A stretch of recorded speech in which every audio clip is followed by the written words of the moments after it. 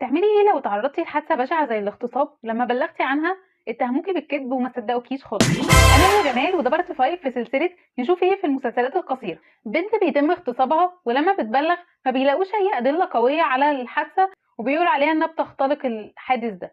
بيتكرر برضو الموضوع مع بنت تانية وبرضو محدش بيصدقها، بس في محققتين بيصدقوا البنات دي وبيقرروا ان هو يبحثوا في الموضوع ويشوفوا عشان يوصلوا للشخص المغتصب اللي بيعمل كده.